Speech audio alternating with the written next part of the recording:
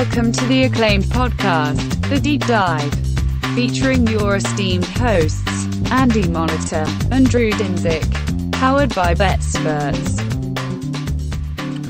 Welcome to The Deep Dive. Andy, I hope March Madness is going well for you. I know your bet in action tonight is a beauty. I don't know how the Oregon State Beavers are going to get to 61 points, so I think you're in good shape there. But that's not what we're going to talk about today. No, and I'm more worried about getting the live under in the UConn Baylor game. Interesting. I have been live betting women's basketball. I'm not ashamed to say. Why not? There's not enough games on it. They shut the lights out the first quarter. Yeah.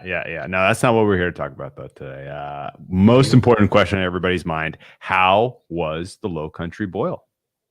Low Country Boil turned out good, man. Everything was so spicy, though. Like, as it turned out, the longer something stays in, the spicier it is. Oh, yeah. Look at these shrimp. I hate a shrimp. The shrimp isn't very spicy. A shrimp boils for 3 minutes. Yeah. Like, you got to let that soak longer if you want it spicy. Whereas the onions had been in there for like 45 minutes. And those onions were fucking hot. Like, the kids couldn't eat. The sausage was very spicy. So here's a second half play. I don't know. Oregon 34-17. Let's see what the line is right now. As long as we're live talking, we got a halftime here. So I'm fine going a little contrarian here. Yeah, Oregon State is plus 125 to win the second half. No. Like, they're not giving them much credit. Or Houston is favored. Even up 17, Houston is a minus 1.5 point favorite. Total 69. Team total is I think the 34-35 range. I don't mind taking Oregon State there. I guess that at that price, that's such a discount. Oof. Yeah, it's one of those things where they either win this, by staying close, just losing by about 17, 16 points, somewhere like that, or they absolutely get their shit blown out. So I don't know if I'd take the points. If you're going to take Oregon, take them on the money line. Take plus 125. Yeah, let's do it. I'm going to get in now. Oregon State plus 125 in the book. It's a little middle for me, maybe. All right, man. Let's talk about some football. Football podcast in our bones. We are a football podcast. Flesh and blood football. Those are that's where we were born. We were forged in the fires of football. And the NFL has a lot going on right now. I don't know if you caught it, but there were a couple of massive trades in the last few days. There were some huge free agent signings that we haven't commented on. And we even got an extra week of football this year, man. 16 extra games. 16 extra games. That's true. One per team. And then each team has to play another team. So 16 new games. Well, what was it? 256 was our previous. And so we're now at 272. Yeah. Yeah. More money for everyone involved, I guess, including us. Did they? I didn't really read into this too much. Are they doing a second buy? Is it still just one buy? I haven't heard that. I didn't. I feel like that would have been part of the headline, like week 17, semicolon, second buy added. I know that the players were in general pissed about this. No, I can't see they being happy about it. Maybe it will offer some more flexibility to the schedule to make sure that these Thursday teams are maybe playing into a bye or off a bye, or maybe a Thursday into Monday, even like following into a Monday after a bye or something like that. I'm not sure if any of that made sense, but maybe it offers a little flexibility to help some of these weird scheduling spots. Maybe they'll offer more of these back-to-backs. It was something we spoke a lot about in not only during the previews, but during the entire season. Some of these requested back-to-backs that these teams took, whether it was East Coast traveling west, West Coast traveling east, maybe there'll be a little more of that. I think teams like that. Obviously, it kind of sucked that it was a pandemic when we first started really talking about that, and it didn't work out for everyone to get to take advantage of that. But I think taking advantage of less cross-country travel during the season by doing a double dip in New York or your LA Dipsy Do. Maybe that's something we can see, but I don't know. Like, the players hate it. I don't care. I like it. One more week of games to bet on. It'll make things more interesting later. I think you could have better races. Yeah. You can't have. No longer will there be an 8-8 team. 100%. 100%. I'm excited. 8-1. I think this is part of a longer arc, though. We're not far off from 18 games, 2 buys, 8 expanded playoffs. Yeah. I think this is the pit stop on the way to 18, which is what ultimately they want to get rid of those 2 preseason games, and they want to have 2 preseason games, 18 regular season games. They'll probably throw players a bone, give them a second bye, which they should. Quality of play would be better if we had that. Believe me. Let's talk about some free agency thoughts, though. Should we screech the brakes and talk about the trade? Because I haven't really gotten. Okay. I was going to say I hadn't got any thoughts out on that trade, and I just feel like we need to. Well, congratulations and an apology, and we'll get to them when we get to them. Then, okay, and you'll know which one's which. Okay. I just kind of want to run through each team and just sort of evaluate, scale 1 to 10, how'd they do in free agency. Really just, in the offseason to this point, if you want to include coaching moves in there as well, that's fine. But just, kind of a sense of upgrading and downgrading, sort of like what's the upgrade or downgrade so far, considering what's happened with these teams, is kind of the flavor of this podcast, if you will. Gotcha. What do you think about order? What order should we go in? You want to just pull up the reverse draft order and do that again? Yeah, let's do that. What is it called? Tankathon? I think I have it bookmarked. All right, Tankathon. Well, obviously we know Jacksonville is your number 1 overall pick. Yeah, it's pretty apparent who they're taking. Do you, Mr. Drew, have a strong opinion on? And we can talk about this all year. We can talk about everything he said in the quotes on a college coach, not only a college coach, but a college coach who hasn't coached in a little bit, coming through and taking over kind of a messy franchise, a team that was, in an AFC title game a couple years ago. It's as far as the Legion of Boom falling apart over the course of 5 years, like, this defense fell apart twice as fast. It was so good. This roster is devoid of talent at a lot of spots. Do you think this experiment works, or what do you got on that? I think that's the most important part of this team. Yeah. So if you kind of break down all the things that have happened, obviously their draft haul is going to be awesome. They're going to get the number 1 overall pick. They're going to get a future franchise quarterback. That's a positive. Their free agency was not great. They franchise tagged Cam Robinson, probably the worst starting left tackle in football. I mean, maybe not the worst, but definitely bottom 5. And they're paying him a lot of money now next year. The Urban Meyer hiring, I am cautiously optimistic.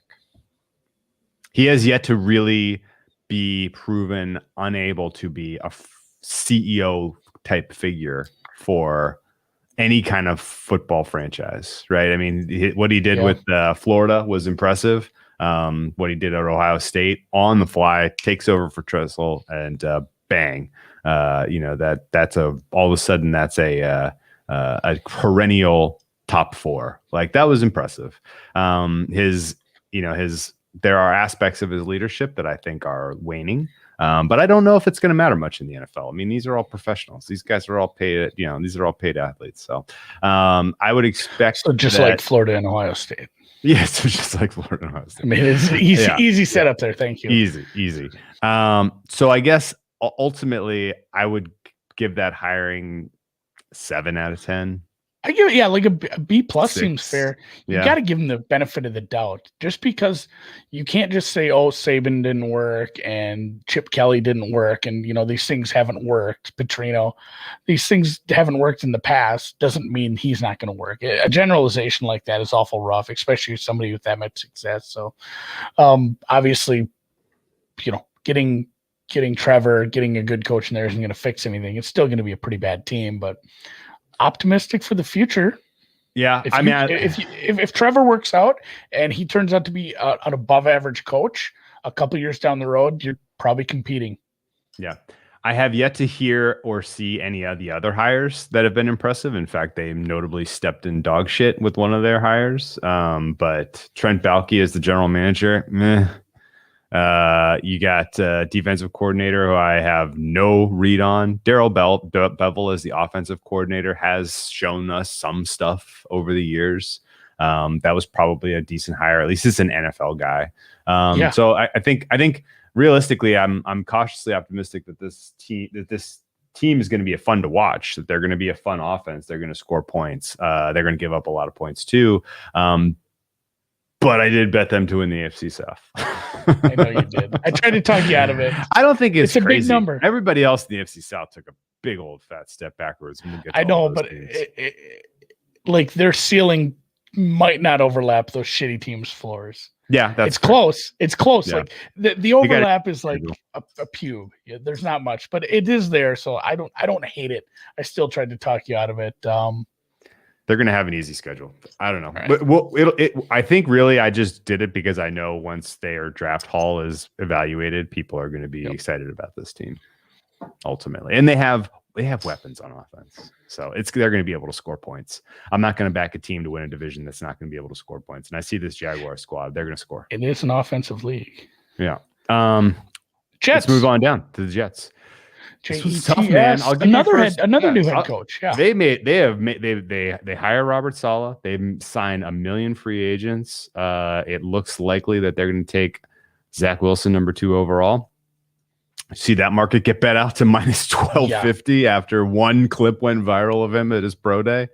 I think that's probably a done deal at this point. Zach Wilson is your new franchise, steering the franchise for the Jets. They probably make a deal for Sam Darnold on draft day. Somebody offers them something, 3rd, 4th, 5th rounder, something like that. They pull the trigger and ship Darnold.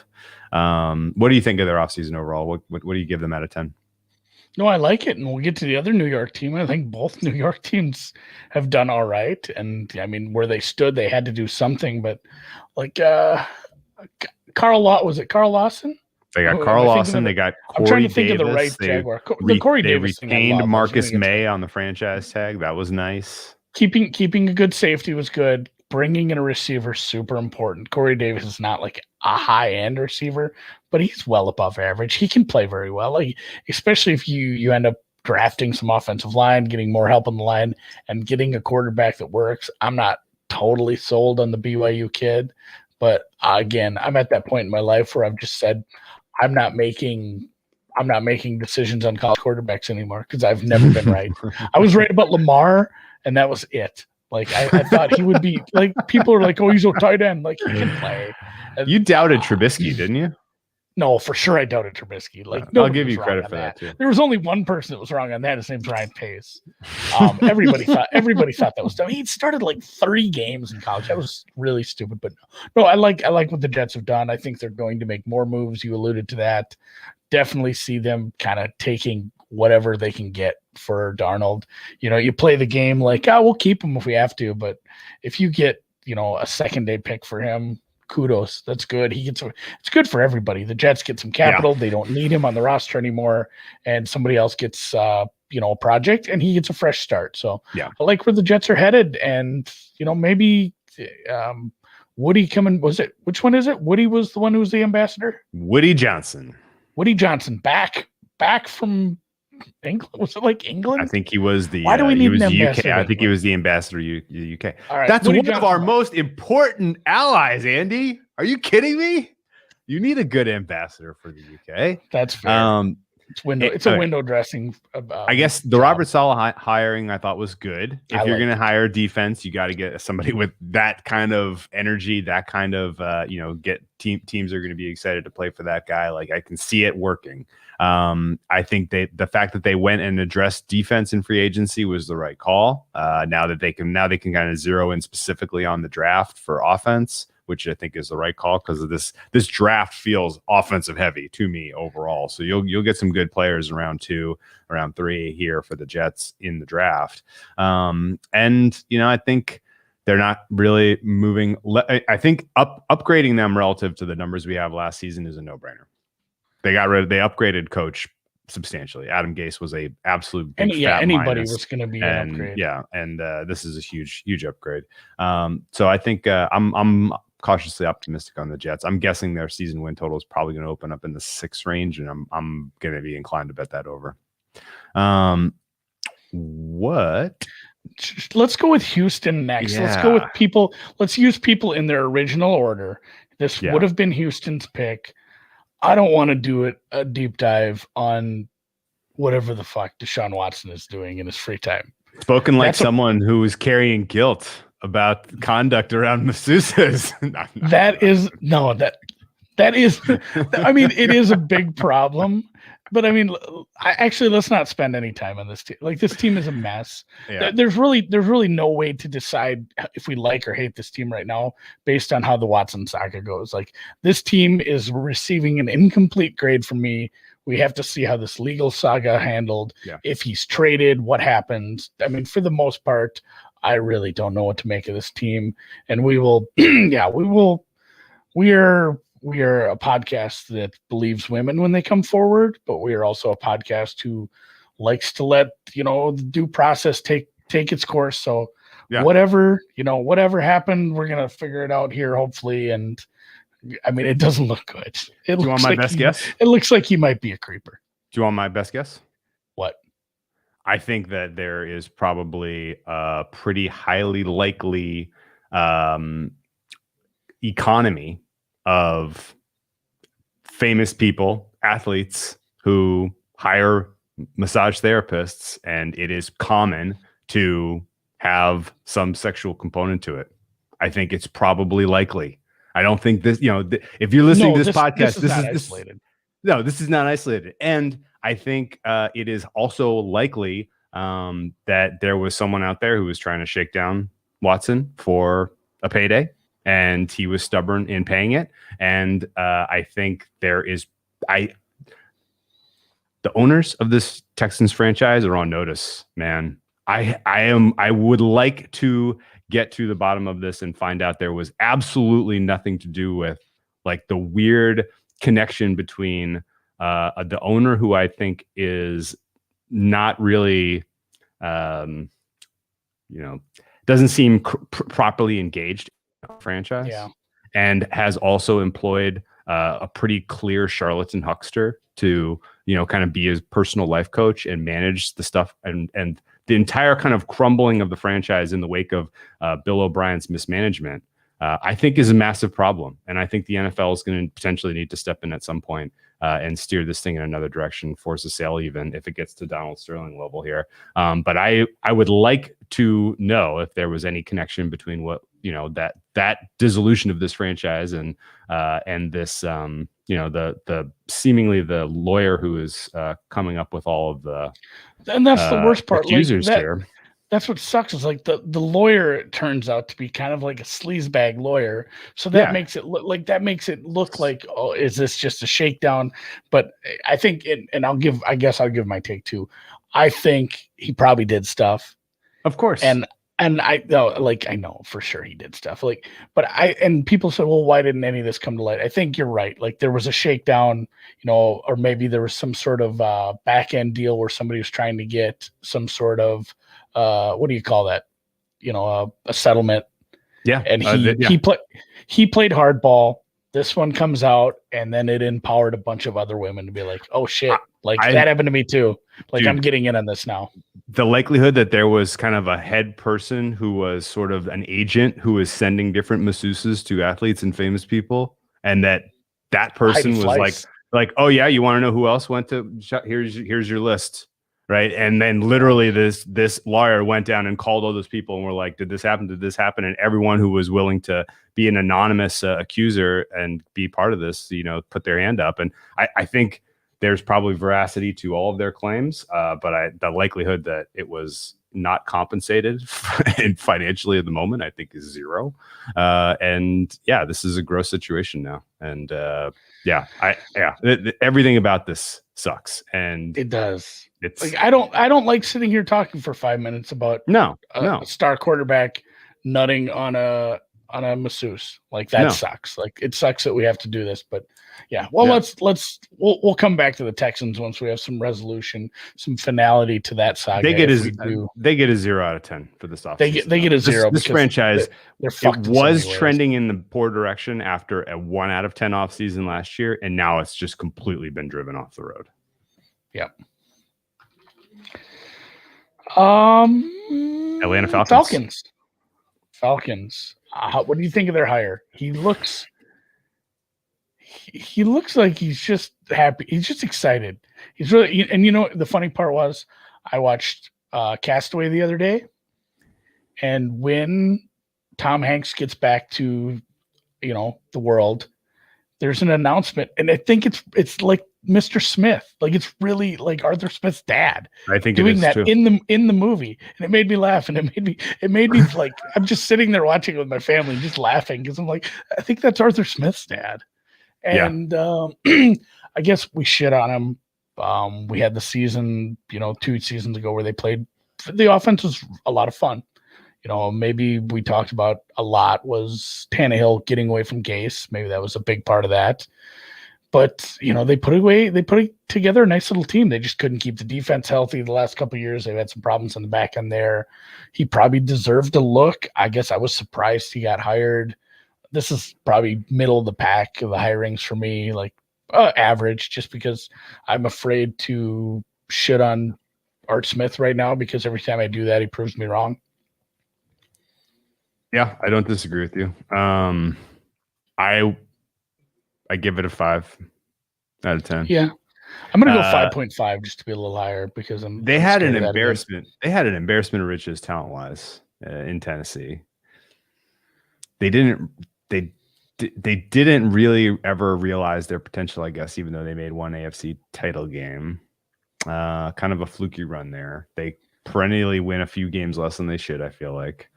I don't know. But at the same time, the offense has been such a problem for the Atlanta Falcons for so many years that this almost certainly will see some sort of bump in the performance level of Matt Ryan. It looks to me like plan A for them is stick with Matt.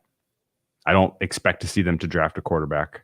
I think their needs in the draft, you could pretty much convince me they're going to go anywhere. And I don't think you can realistically... you could convince me that they're going to take a quarterback. Just because if there's a quarterback run and they feel like there's still a guy there they like it for, I would be convinced they would do it. So they haven't made a lot of splashes in the free agency market, if at all. I'm not really seeing much on their page at all. But it's actually a pretty talented roster overall. Like they have some nice pieces. It's gotten older. It's gotten a few dings and scratches here. It's not the team it once was, but it still has some nice pieces. Matt Ryan's still a competitor. Maybe if you bring in, you go full Jordan Love on it, except draft him at 4th.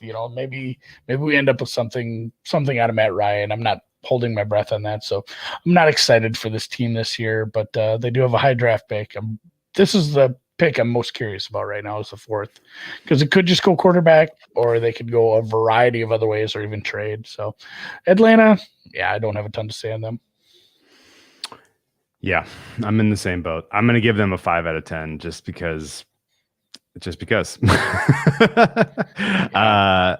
coaching hire was a 5 out of 10. They didn't really have anyone they had to keep that they lost that I'm concerned about. They didn't really sign anyone that I think was especially noteworthy. They seem to be saving a lot of their bullets for future years. Maybe they know that this is kind of the decisive year of what they're going to do with the future of the franchise. I mean, they turned over general manager. He's didn't really seem to want to pull the trigger super fast on everything. So the new general manager he's going to kind of evaluate things on a longer arc here. He's not like getting to the job and like fire like some of the other guys. And that's a fine strategy, I guess, especially considering the way the salary cap is this year and what you have going forward.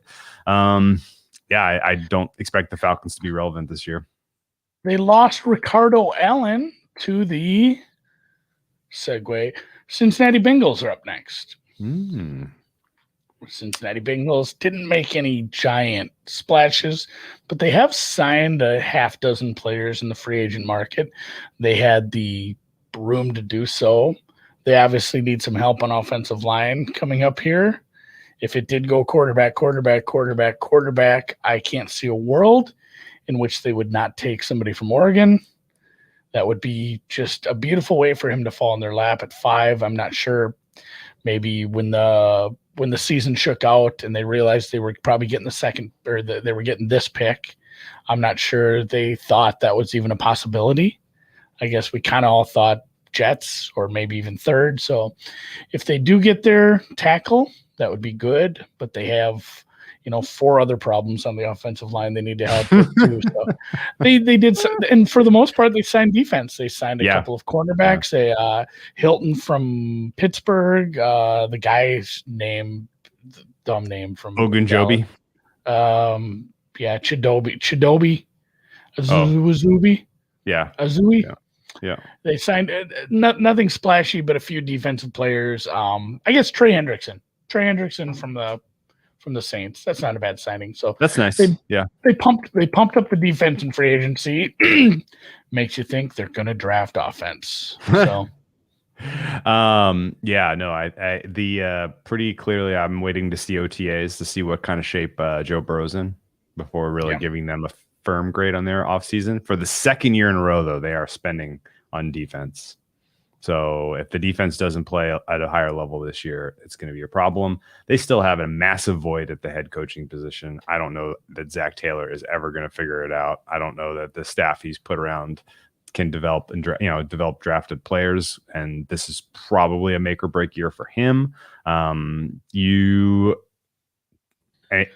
concern or any thoughts on being a placeholder, like offensive tackle maybe, Riley Reif, your guy from Minnesota? He can play. Sucks, he sucks.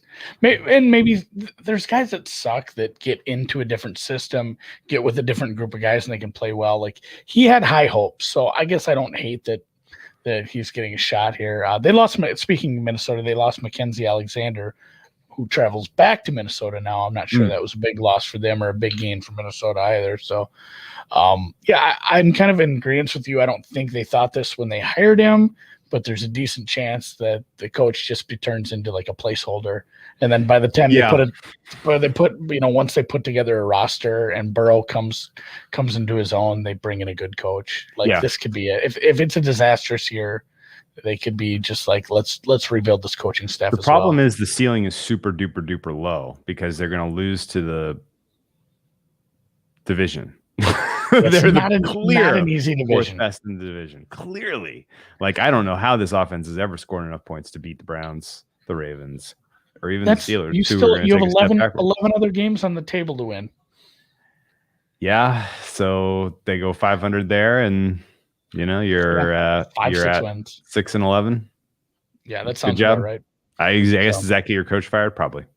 Let's move on to Philly. Weird offseason. Everyone was somehow buzzing that they were going to take a quarterback, and then all of a sudden they're trading down out of the 6 to the 12. The notable part of that trade was they moved up from the 12 to the 6 by losing that week 17 game to the Washington football team, of course. And so everyone that was wringing their hands about the not trying in the second half, putting Nate Sudfeld in and tanking that game, well, they got themselves a 2022 first round pick out of that. Yeah, so. Philly fans were like worked up about that. It's funny how they probably just forgot all about that now. Sure. Like I would. And as soon as the season's over, you forget all about that. Like, shit, it doesn't matter. Like that was going to be a garbage playoff run. Let's rebuild this team, wins to Indy. It's probably the Hurts show. That'll be fun. It'll be exciting to see if that works. I like Hurts. We were Hurts guys. Yeah, I like Hurts. You know what I didn't like is their head coaching hire. I'm skeptical. I'm going to need to be sold some of this green Kool-Aid here to get on board with this coaching hire. It's a tree thing. Like they think you, and it's not how it works. Like you don't get instant success just because he coached. There's a lot of people that coached under Andy Reid or the Frank Reich tree. Like, and I don't know. Like Frank Reich was there. I guess it's kind of in your own tree. It's almost homegrown. So yeah, it seems like you have either college. Let's find a college guy who's hip and now, and then they accept Urban, who's old as shit. You have pick one of these trees. Like, oh, we need an Andy Reid guy. We need this, or you just go ahead and go really oddball like the Giants did the other year and pick something off the wall. But they went with the Frank Reich tree, and Frank Reich is probably one of our most respected head coaches on the deep dive. And it's funny how we both feel this way. We love Frank Reich. We really respect what he does, but I don't like this hire either. Like, I'm not sold on this guy. I have an open mind, but right now I'm skeptical. I also like the age of the team and the turnover here of some of the kind of leaders and some of the longtime players is concerning. I know you're going to get Brooks back on the offensive line. That's going to be a nice, huge, people forget about how good a player he was. He was lost for the entire season last year. I don't know what to expect out of Lane Johnson. Presumably his ankle heals, but it was pretty effed up last year. So yeah, who knows what kind of contribution the whole offensive line was just so beat up. Yeah, and they desperately need to upgrade the playmaking on the offense. And so I don't know. I think this Eagles team is probably not competing for the NFC East this year, although the NFC East is weak. I still am not sure that I see enough to convince me that this is all of a sudden the Eagles division. No, a healthy Dallas team that can add even a semblance of defensive help would run this team over. So, boy, we're only on the 7th team here. Let's keep flying. We'll keep flying. Detroit, you lost Galladay and you hired a psycho. D. Yeah. And I'm not sure you upgraded at quarterback. I'm actually convinced you probably downgraded a touch. I'm not sure he can do it without a coach, guiding him like he had out in LA. So I'm not a fan of anything Detroit did. I think they somehow take a step back. Yeah. So yeah, the coach is a psycho. I don't know if that's not playing.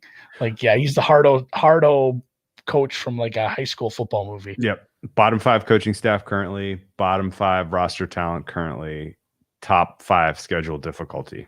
So best of luck to you, Lions. Denver. I jumped to Carolina. Carolina also I give kind of like a low grade. They had all of this buzz around making moves that sounded good and interesting, and ultimately it all kind of flopped. They lost a couple players who I thought were pretty decent contributors for them last year. This is like a 3 out of 10 offseason. They're going to really have to do something special in the draft to change my mind that they're not just going to run it back basically the same as last year, honestly. Yeah, I'm not sure what they do. It'd be great for them to figure out quarterback. They really need to figure out quarterback. I think they have a decent coaching staff. I think they have some pieces, but they really just need to like settle on a quarterback, figure out something long-term, whether that means trading back, trading up, or trading. So, but yeah, they re-signed a tackle. I think they have another one they have to figure out yet. Otherwise they haven't done much. Hassan Reddick. They signed Hassan Reddick from the Cardinals. That helps. The defense did need some help. So they have enough holes though, where I don't really have a hot take on what they should do in the draft here. Yeah. Yeah. It sounds like they want quarterback of the future. That's kind of what they're going to be stuck with 4th or 5th choice. So that's what sucks. And sucks for the next team too, because the next team, we talked about this all year in Denver, they're also maybe a quarterback away. They have all these good young receivers. The coaching staff, who we don't like, is somehow not holding them back all that badly. It's the quarterback play. Locke is not the answer. Obviously, starting a wide receiver wasn't the answer. That was a hilarious game. They need a quarterback. Whether they missed out on some of the trades. I was kind of hopeful maybe Watson could end up there. Now that whole saga. So I'm not sure what happens here. But if they don't do something different at quarterback, it's going to be a little more of the same. So far, not a very high grade for them. They signed Ronald Darby and Shelby Harris. A lot of defensive free agents this year, it feels like. I'm not sure if they really lost anybody. I know they re-signed a couple guys. So we'll give them like a C.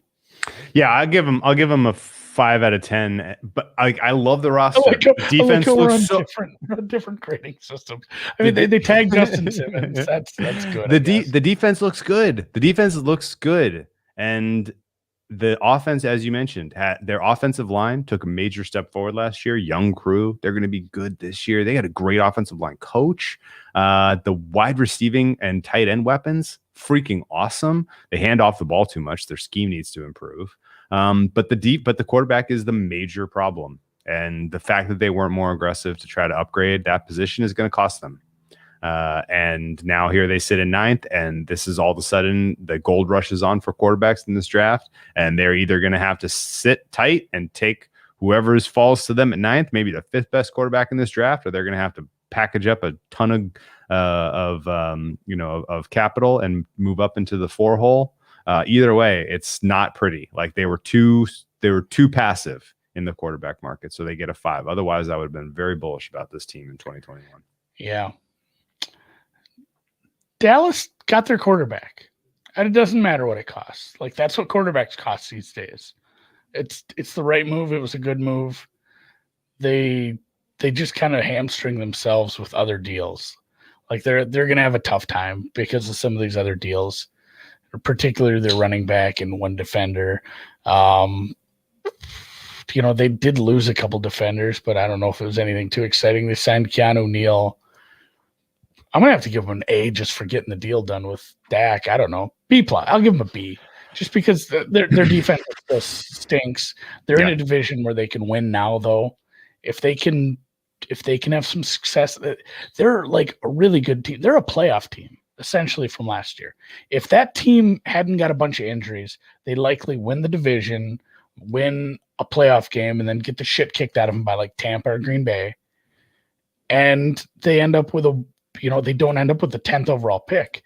So this is like this is a really good offensive roster, a pretty bad defense with the 10th overall pick. I don't know. You've got your quarterback figured out and you got a top 10 pick. There's worse places to be. And yes, the money sucks, but the problem is their defense is so bad that they're going to have to score 40 points a game to consistently win. And I don't know, is a Mike McCarthy team capable of doing that? I don't know. I agree with you. Like mixed feelings about the Dak deal. Like, congratulations. It's like they put a nice like stop loss there, and they've been making all of these terrible deals, and they put themselves in this ridiculous hole. They just took their medicine and cleared the books on that one. And Dak is now the guy. They've got him paid. They've got weapons for him. They've got protection for him. The offense should run smoothly this year. But is it good enough to score 40 points a game consistently? I don't know. Is the scheme good enough for that? I don't know. Is the defense so bad? Like, here's the problem. Like, there's a breaking point. Like, defense doesn't matter unless it's so bad that it can't stop the run. And that's the way they find themselves. Yeah, if you can't get the ball back, like if you fall behind and you can't get the ball back, you're effed.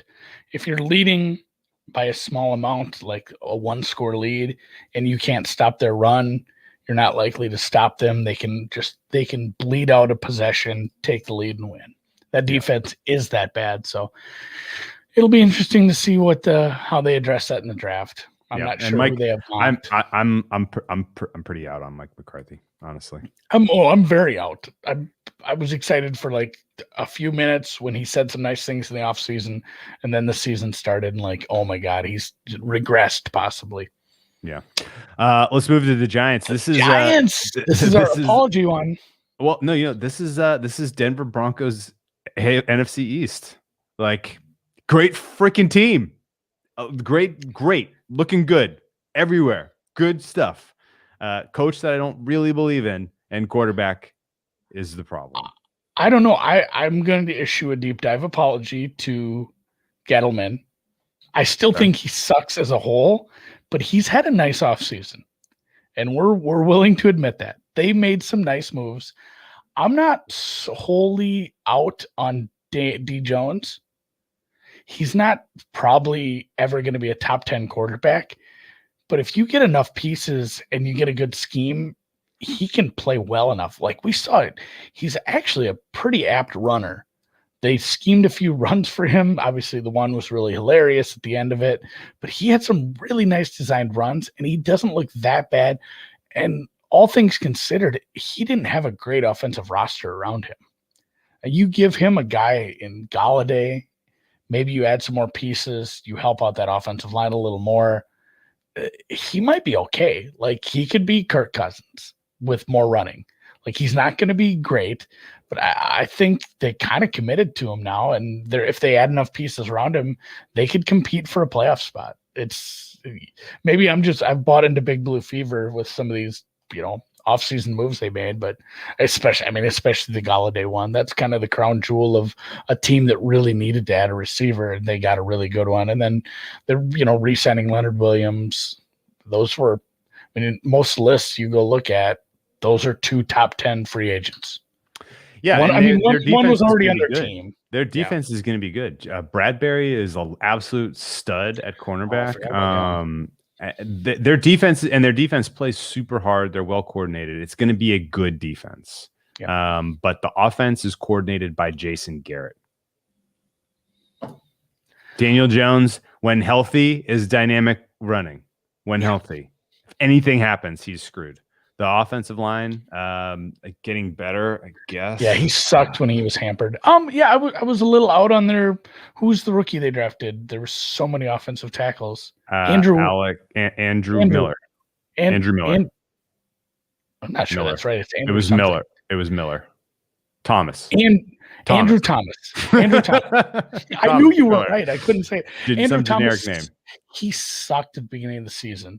And he really did improve in the second half. So yeah, he did. If he continues that improvement, if they can get him a little more help there, and you keep Jones healthy, might not be a bad team. Here's the problem: you're going to have 20 touches a game earmarked for Sack Barkley coming off an ACL. No. So, we'll see. Like that. You're right. That's the final word on the Giants. If Mr. Garrett decides they're a first down running team with Sack Barkley a lot, I'm going to be out on this team and be betting against them quickly. If they're actually running successful, proper plays on first down, second and long, I might be a buy team. Okay. There's a decent chance that Garrett is a good coordinator, horrible coach. Yeah, we might not got to see his whole repertoire with such a shit roster last year, so I'm wishy-washy on them. Right. This isn't. I give them a 6 out of 10. Their offseason, I give them a 6 out of 10. I thought they did some good things. But we'll see. But they're hampered by the ghost of Dave Gettleman past, like the Sack Barkley pick. The Sack Barkley thing is albatross. The Niners got absolutely bent over in this trade. They got loose, man. I don't know what the hell happened. Maybe it wasn't. Yeah, especially a front office we've said nice things about in the past. I don't know what happened. And this is our congratulations. We'll get more of this when we get to more Miami. Like, Miami did it. Like, that was David Copperfield shit. What they pulled off between those 2 trades, like how they moved, and especially with their needs, what they needed, they really did move around kind of masterfully there. And God bless them. Now they have the 6th pick. That's a better spot probably for them. And I don't know how they do this. And they have so many other draft picks. They can move around all day long on draft day. If they're really wanting to be fluid on draft day, they can make a lot of moves. So back to the Niners, though. I'm kind of out on this one too until we decide where Jimmy G goes. What do you think the plan is? He's going somewhere. They're not going to stick with it. You don't trade up to 3 to keep Jimmy G. Like, that doesn't make sense. What the market is so soft, though. I know. Who's making a deal? A fair market deal for Jimmy G at this point? I guess we've just seen that you don't need a fair market deal if you're dealing with the Niners. Okay. What do you think? A lot of speculation to New England, but I don't know if I can see that. I don't see it. No, I don't see it. That's everybody's kind of what everybody's saying, but I just don't see that. So it'll be, maybe somebody else who is quarterback needy, maybe somebody like Denver, maybe somebody, that you get them out of the conference. There's nobody in division who would actually need a quarterback. You're kind of the lone team that doesn't have one now, but somebody like Denver might want them. I don't know. Maybe the New England thing does happen. I just don't see it. So Niners, I'm giving them a D based on that trade and the fact that they don't really know what they're doing in Jimmy G yet. I guess the Trent Williams signing is good. I'm a lot so of money, confused but because the Niners had such a good offseason last year. They were playing the chessboard. That's what made it so weird. I don't get this move, man. Especially to move up to 3 when you're basically going to end up with a project at quarterback. With the rest of your team built to win now. You just gave Trent Williams all that money. He doesn't have many more years left. This is tough, man. I don't know I don't know that I get the vision. Yeah, it's a D for me. Yeah.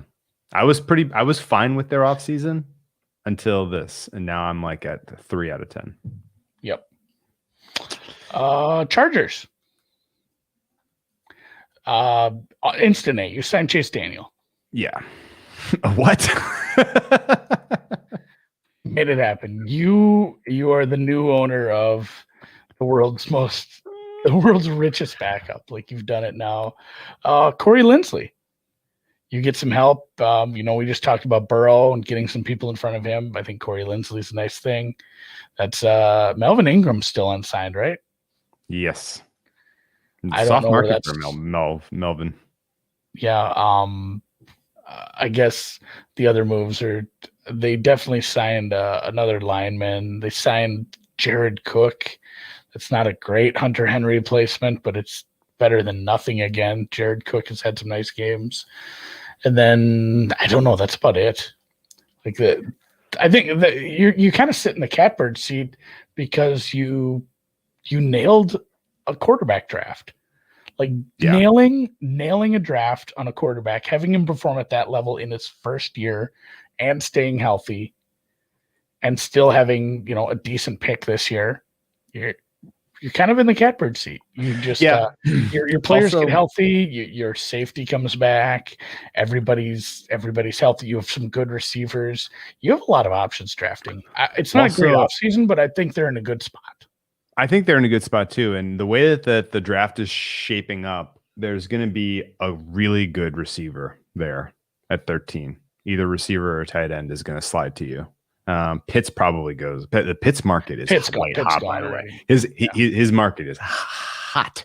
But all those guys, Chase, Waddle, Smith, they're all sliding. And one of those 3 guys is going to be there for you at 13. I think pairing that with Justin Herbert sounds damn good to me. We didn't even talk about defense is good. The coach, I don't really know what to make of him either. He had one nice year in LA. I guess he knows how to be a head coach now. We will see. I mean, he must have wowed the hell out of him in that interview. There were a lot of other people rumored to go into this spot, but whatever. I guess the coaching hire, I'm underwhelmed. Some of the free agents moves, I'm underwhelmed, but they're gonna get damn lucky in the draft again. I give them a 4 out of 10. How about your Vikings? Mackenzie Alexander back into the fold. They still just don't have the Cousins deal isn't good. I mean, at this point, it's not even that much money anymore. It's kind of cheap now. Yeah, the quarterback market resets so fast. It still sucks because his ceiling and floor are identical. He just, what you're getting. He's just Kirk average. He's the curve. When you're grading on a curve, he's that. He is never going to excite me.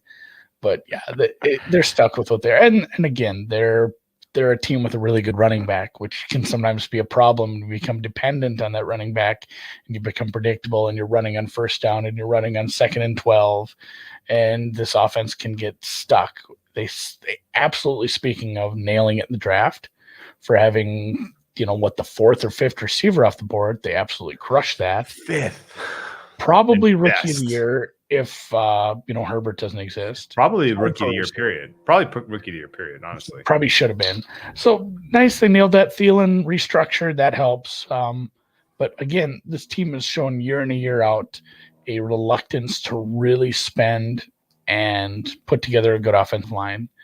And Cousins sucks under pressure. So It's going to be another middling year. Like, I make fun of the Bears for ending up, between 7 and 9 wins every year. The Vikings are stuck in that too.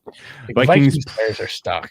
Vikings, they bring in Patrick Peterson. You didn't mention that. That moved the needle for you at all? A little bit. I mean, their defensive secondary was so bad that anything was going to help. Okay. Bringing pass Alexander rush, Peterson. The pass rush. You want to talk about so bad. The pass rush. You need to draft the pass rush. Just ugly. Okay. Or get Melvin Ingram. Okay. So we wait until the live number comes up for offense or defensive player for the Vikings. What's the price on defense? I guess it depends. It depends what's their minus 400, minus 300, something like that. It's a lot of things can happen, but yeah, it should be a strong favorite. It's going to be one of these kids from Miami, right? It could be like an edge guy would be great. That's definitely where they're going. Yeah. All right. Well, I'm excited. New England, over to your neck of the way. Yeah. 1 out of 10. 1 out of 10. A lot of sound and fury signifying nothing. They made all these moves in like 2 days, and everyone's like, "Oh man, Bill's after it again." Like, no, they signed fucking tight ends. He's reshaping the roster through free agency. All right. No, he spent a bunch of money on tight ends. Yeah, he spent a bunch of money on marginal players. I don't know what the vision is here at all. Nothing. I've got nothing. Not without a quarterback. Like we saw, Cam is still limited in what he can do, and yeah, I don't think that's going to take you anywhere. This is a 1950s NFL offense, and it is a division where if you expect to beat the Bills, you better be able to score 30 points on any given game, and I don't see this happening.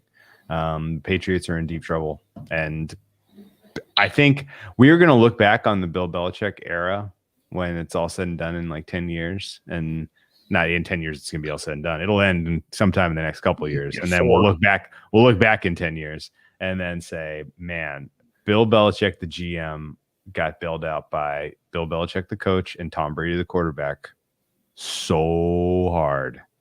Bill Belichick, the GM, I don't understand how he evaluates talent. I don't understand how he makes draft decisions. I don't understand how he composes a roster. There is just so much about this that it mystifies me. This has been a bad offseason for the Patriots, and I think they will be lucky if they are not 4th out of 4 in the AFC East this year. Yeah.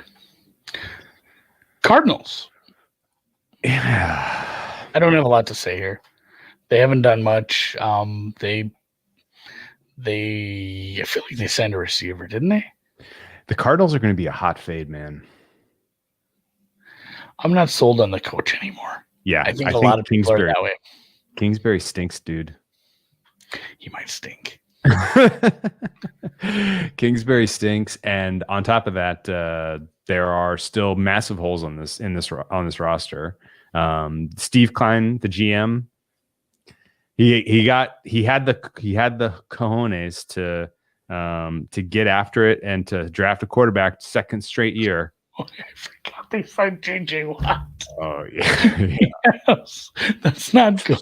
They got JJ Watt and Chandler Jones. That's like 50% of the sacks in the NFL going back to 2011. No, this defense is not going to be very good. The scheme that Cliff Kingsbury runs is just hot garbage. He's got a cheat code in DeAndre Hopkins. DeAndre Hopkins' catch radius is so huge, and he drops nothing.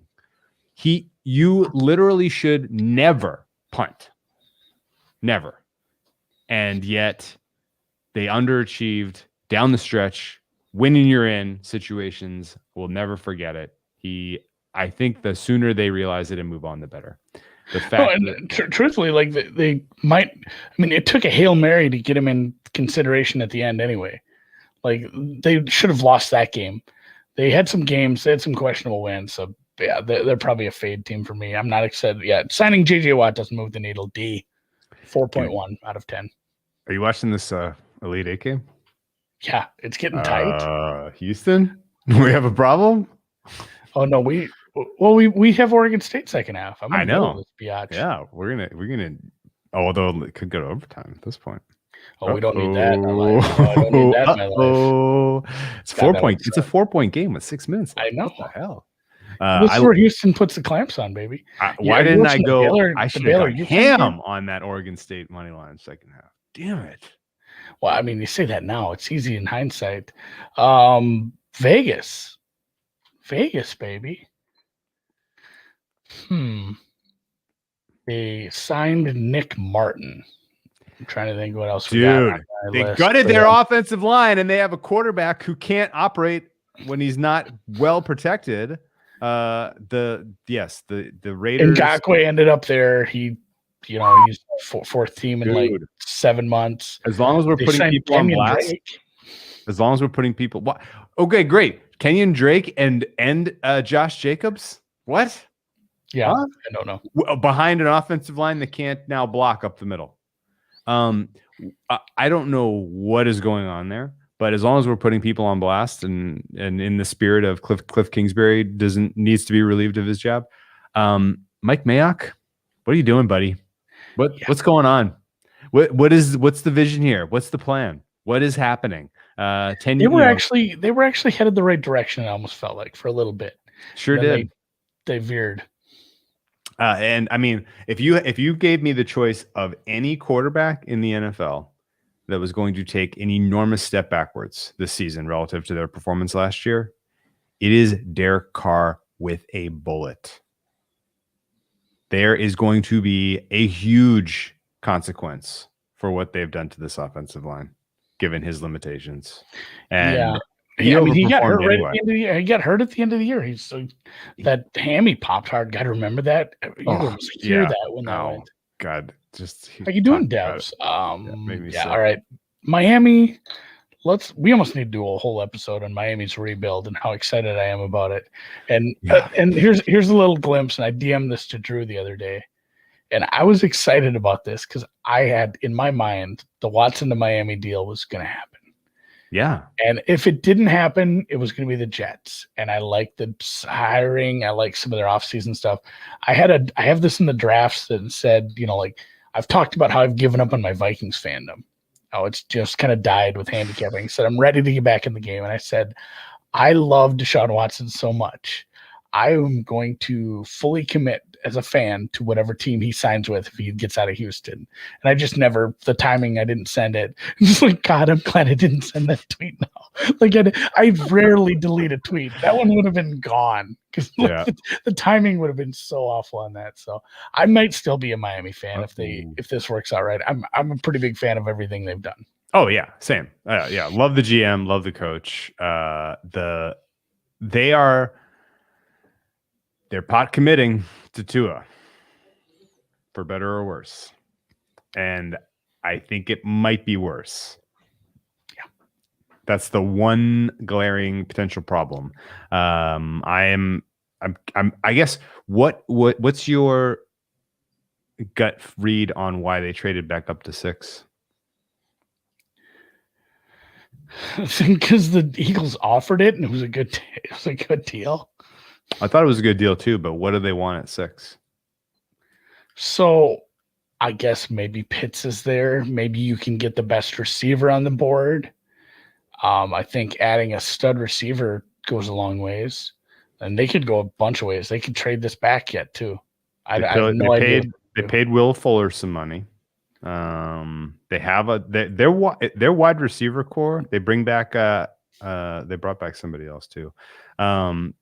You need 3. Mac Hollins. Their wide receiver depth chart's not bad. No, and the Will Fuller thing, it's still a 1-year deal. Like it's not like they got him long, and maybe they will, but it's still just a 1-year deal. So yet to see how that turns out. It's a little bit of a crowded wide receiver chart to go and trade up to 6 to get a guy like Chase, unless they fell in love with them and they were going to take him at 3, and they were just like, well, fine, we'll just take him at 6 then. I am concerned about Tua based on his ability to attack the field where it matters most. His passes along the sidelines in the 11 to 20 yard range. Not only did he not ever try those passes, but when he did, they weren't good. Yeah. And that's concerning. And a year of off-season conditioning and another year removed from the hip injury. Does he look a heck of a lot better? Sure, possible. Entirely possible. I have no clue. But I didn't see enough in year one to say that their direction and their confidence in this being the Tua show is the right call. But they made the choice last year in the draft. They took him 5th overall, and so it's kind of like they're like, well, we're gonna ride this out. We made the pick, and that can sometimes lead to trouble when you're that confident, right? Yeah. All right, we're into playoff teams. The football team. I did such a good job of not using the R word last year, and in like 4 interviews already this year, I've done it. I don't know what happened to me, but my brain's been broken this offseason. Brandon Scherf, William Jackson, Brandon Scherf. Just great. I loved their offseason. Ryan Fitzpatrick, that is the perfect player for the NFC East. The perfect player. Like literally, people will point to like, oh, he melts down. He has some multi-turnover games, blah, blah. The dude is the perfect player for this team at this time. They literally needed exactly him. It was like like you see the piece go in the puzzle and you're like, that's what this is. That's the way I felt when I heard that news. I think they ought to be kind of in the co-favorite discussion in the NFC East, honestly. Their schedule is going to be tougher than Dallas. It's going to be tougher than New York, but I think this offense is going to be able to score, and this defense is still ridiculously talented. And Fitz with a speedster, like your F1. Yeah, that works. It's going to be awesome. I can't wait to see it. That's a great connection. Like I might bet his touchdowns over. I guess not the receiver, not Fitz. Maybe both. I don't know. Okay, what is the line on over under, or what's the price that Fitz finishes in the top 10 in like EPA per dropback? You think he's a dog there that he finishes in the top 10? 2-1. 2-1. Yeah. I think it's not like a wild, crazy thing. Oh my God, should we skip the next one, Chicago? Yeah. Well, we gotta say something. Andy Dalton, huh? That was the best. Is when Giants are QB1. Bears. Well, the QB1 thing was hilarious, but there was Bears fans, and we know some Bears fans. They were convinced, like they were fully in the running to get Russ. It was going to be a whole new era. The market moved on that. They did, and then you get Andy Dalton, and it's just like the opposite. That was rough. It's a tie ball game. That couldn't have felt good. 55. Oh my God, the Houston game's tied. Actually, if Oregon State wins this game, that would be good for me for Survivor. Okay. All right. This would be one of the most ridiculous comebacks I've ever seen. 55-55. I think my team total's dead. Wow. Yeah, I think you are true. Yeah, it's 3. I did hit the under in the women's. The women's total got up to 157. That game did not leave the 140s. Nice work by that. Nice work right there. Women's sharp, I guess. That's yeah. Cool. The Bears fucked up. 1 out of 10. Yeah, 1 out of 10. No, I mean the one is because you retained your coach, you retained your GM, and you signed Andy Dalton. You're going into a lame duck season for everyone with a lame duck quarterback. They kept Allen Robinson. There's your bright spot. The bad part of that is Allen Robinson has to play with Andy Dalton now. Continues his run of playing with, subpar. It might be the best quarterback he's ever played with, truthfully. Yeah. Wow. Poor guy. That's not crazy. We'll spin through some of these playoff games real faster. I suppose Indy. 2 out of 10. 2 out of 10. I don't like Wentz. I'm out as a person. Yep, I'm out on Wentz, and I don't understand the roster construction exactly. Yeah, Chris Ballard, maybe the nicest guy, maybe a great GM, maybe he's saved this franchise after the Andrew Luck surprise retirement. I don't see this team being competitive, personally. Oh, Tennessee, you're only 10. I see. They've 2 out of 10. 1 out of 10. Yeah, that they haven't had. They're not going to be. They missed their window. I don't think. Their marquee signing was Bud Dupree. You got an edge guy. That's fun. Your defense sucked. Actually, they signed a couple defenders, re-signed a defender. Their defense is going to be bad. It's still not going to be enough to fix it. You need to draft a lot of defense to fix this. Where's that leave me at? This is Seattle spot. Seattle, I'm pretty neutral on them. I mean, they still have Russ. They made a coaching change. Give him a 5 out of 10 just for not trading Russ. I'm going to give him a B+ for not trading Russ and hopefully thinking a little different on offense going forward. You think they are, though? Or you think Schottenheimer left because they were insisting on him doing it the shit way? I don't know. I'm just the fact that they made a change makes me hopeful that there's a chance that they go different. Okay. Like that's all I can say about that, I guess. Okay. Pittsburgh's not going to be as good next year. They stuck with Ben's back for another year. That might not go well. He's falling apart. They have a lot of good young receivers. Hopefully they find some second day value in a quarterback, because who they have backing up Ben is even worse right now. They need to find a project or two for quarterback. I'm not giving them much of a grade right now. Yeah, I give them 3 out of 10. I think they needed to be a little bit more aggressive in terms of a tear down and rebuild. They kept Juju. I mean, that's something. They got him on a very team-friendly deal. Yeah, they have a very good receiver room. Yeah, very, very, very friendly deal there.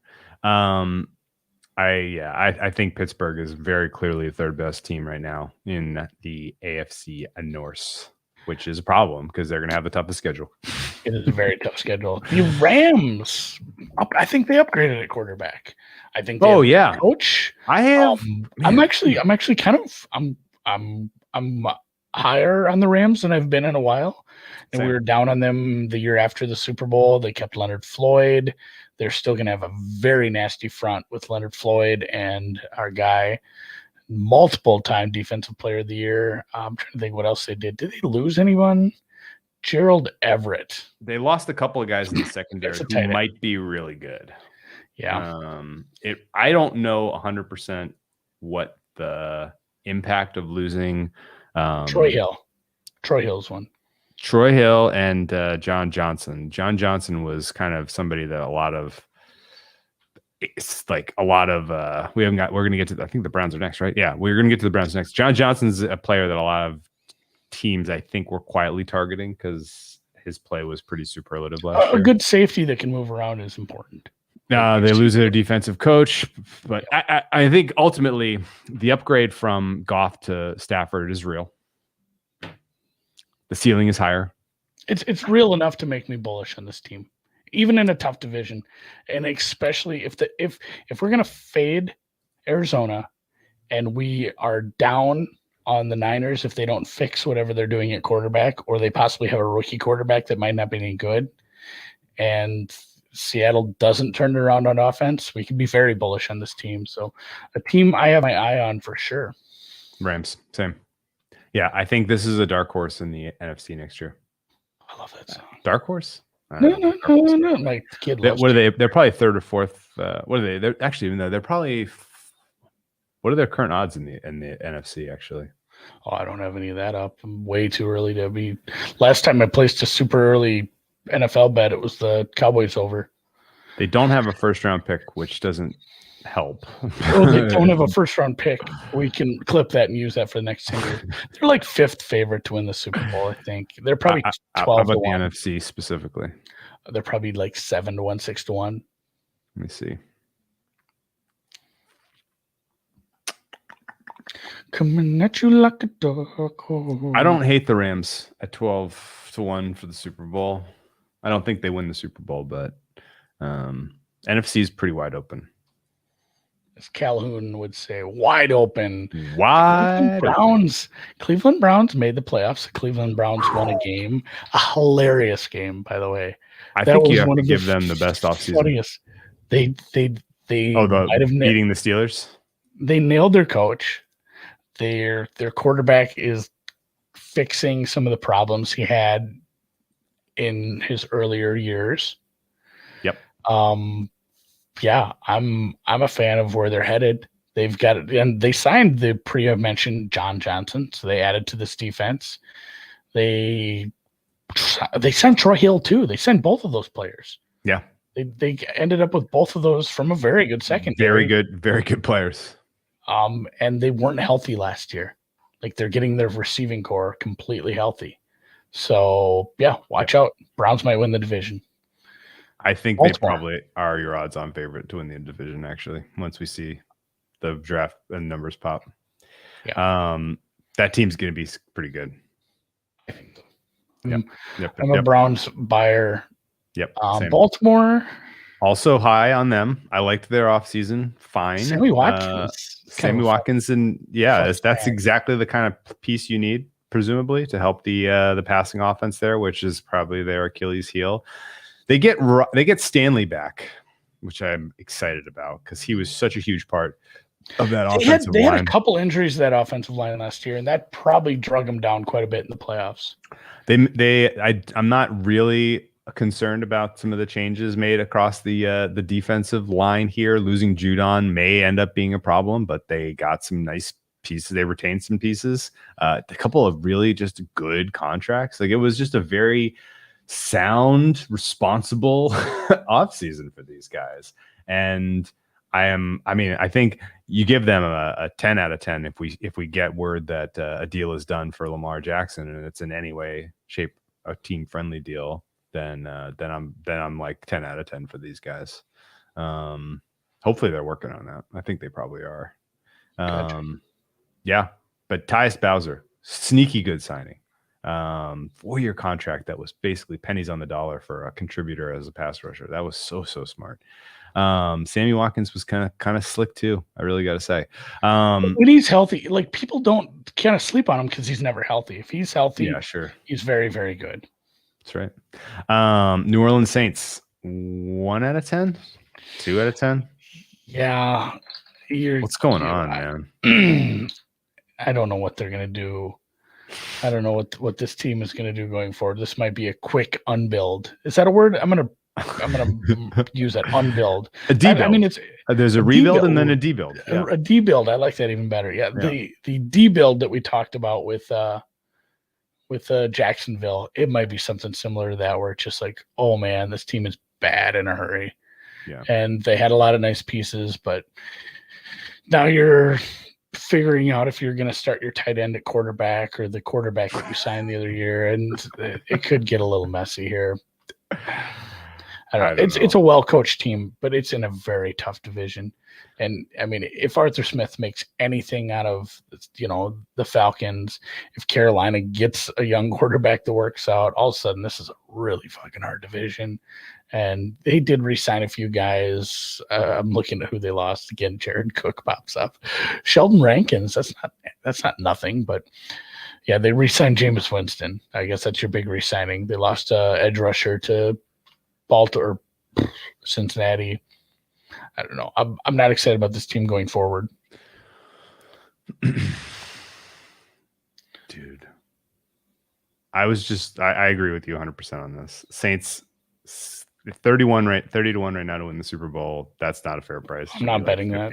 But looking at the Super Bowl prices, you know what the worst one by far is? And I'm gonna have to see if I can track down a no on this. The Patriots are 21 to 1 to win the Super Bowl. Yeah, I'm seeing 30 at other shops, and even that should be 45, 50. Like they have them priced the same as the Cardinals and the Dolphins. 21 to 1 is in line with the likes of the Browns at 19 to 1. Yeah, wherever you're at, that's a horrible price. I'm at bookmaker. Yeah, well that sucks because that's a fairly efficient market over there. So, all right, Green Bay. You can bet to win $30K right now on that. Yeah, don't do that. No, I know. I'm not. I'm thinking about Browns though. 19 to 1 for the Browns is pretty good. AFC's tough, and it'll be a fun season for them. I'm a Browns guy all of a sudden. I'm back in the Browns train. Relative to the Bills and the Ravens and the Chiefs, 19 to 1 is really a gift. Ravens 15 to 1, Bills 12 to 1, and the Chiefs are plus 480 for the Super Bowl right now. Of those four, the Browns are by I can get the Browns at 20. Yeah, that's a good bet, man. 20 to 1 for the Browns. I think I'm going to get involved. All right. Green Bay. This is a meh. This is a mess for me. Like, it's a talented team. It needs help. They re-signed Aaron Jones. I don't say nice things about running backs, but I really like the way they use him. They lost their center. That's not great. But you have a franchise quarterback. You kept Kevin King. It's an okay. I'm still not sold on their coaching staff in general, but it's a good enough team where they didn't have to wow me. Yeah. Yeah. No, I agree with you. Is there a bad beat incoming here on Houston, Oregon State? The spread was 7.5 or 8. Are they going to foul? It's and going to hit come free throws right down to this. Like, it's going to come right down to, like, the spread will very much be in the balance. No, it's not in the balance. The second half money line. Oregon and plus Oregon team total. Oregon team total under also not in the balance. Oh, I don't know. There's still time they did left. foul. Quentin Grimes draws the foul. He gonna shoot 2.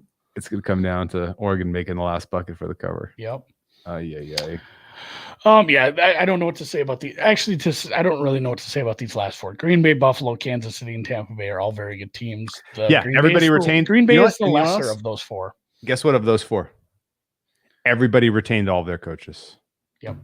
That's huge. Wild that huge. The enemy didn't get a job, that Buffalo didn't lose. Dable not getting a job.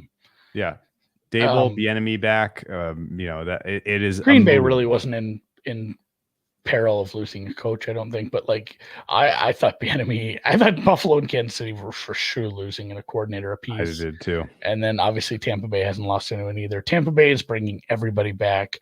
Tom Brady builds that that culture where everybody's bought in. So that's working out pretty well for them. Amazing. They're probably going to be very good again this year. Obviously, Kansas City's going to be just as good as they always are. A little bit of flux in the offensive line, but we'll see how that goes. And Buffalo, I'm still a Buffalo, believer. If Josh Allen keeps taking steps forward, me too. They have a great coaching staff. Yeah, me too. The price is a little rough.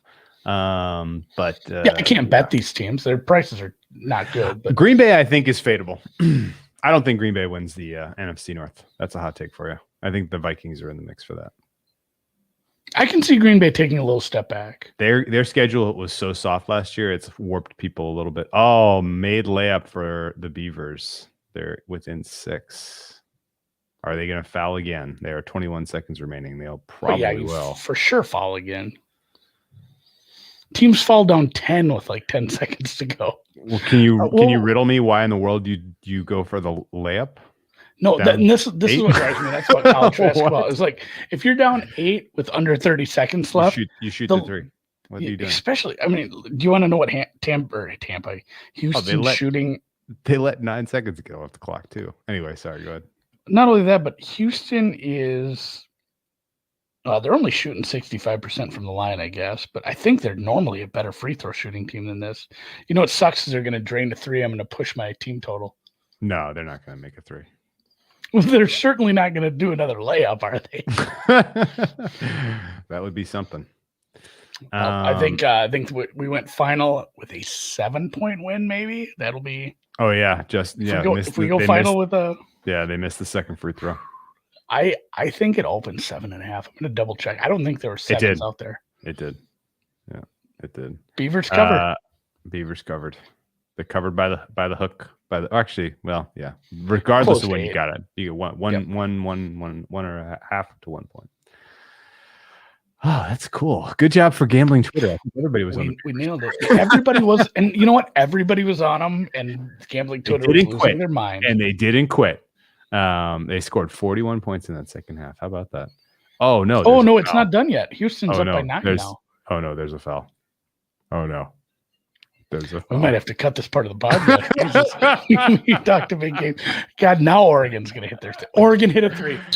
I'm going to push my team total. Did they really? Yep. Oh shit! Made free throw. 9-point game. They hit a 3. Yep. It's 67-61. Yep.